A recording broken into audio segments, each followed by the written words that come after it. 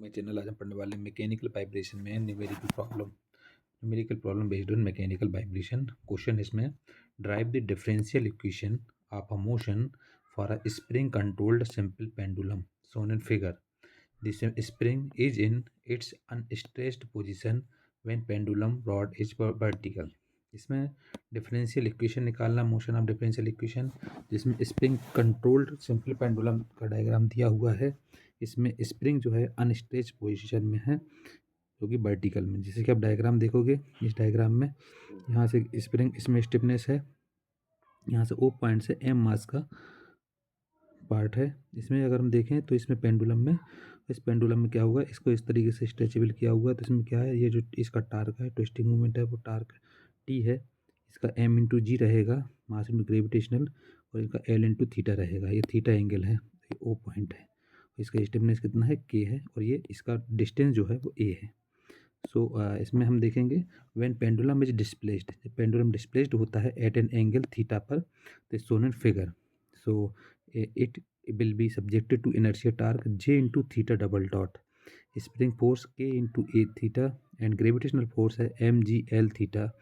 Then according to Newton's law, the equation of motion for the given system J theta double dot equal to होता है minus mgl theta minus K A theta into A।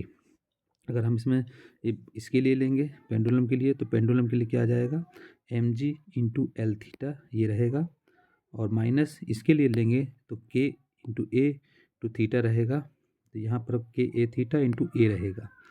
तो यहाँ पर हो जाएगा, G का formula होता है ml स्क्वेयर, तो यहाँ हो जाएगा ml square into theta double dot plus ये हो जाएगा mgl plus minus plus K square theta equal to 0।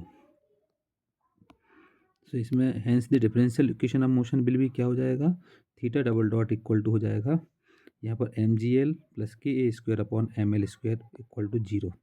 इस तरीके से इसको डिवाइड करके हम लिख देते, तो ओमेगा n इक्वल टू आ जाएगा, अगर इसमें निकालेंगे तो होता है root mgl plus K A square हो जाएगा अपॉन ml स्क्वायर हो जाएगा, और नेचुरल फ्रिक्वेंसी क्या हो जाएगा, 1/2 रूट ये हो जाएगा mgl upon plus K square upon ml square. तो इसमें हमको ये निकालना था differential equation of the motion. तो इसमें इस पोजीशन में अगर हमको दिया है, एक पेंडुलम दिया हुआ है, एक पेंडुलम जो कि स्ट्रेचेबल में है, तो यहाँ देखेंगे तो T इसका टार्क है, थीटा इसका एंगल है वो पॉइंट का, और ये L इंटू थीटा है, और ये mg है, और ये M है, इसकी लेंथ है L, इसकी डायमेंशन है A, और ये है स्टिफनेस स्प्रिंग का K।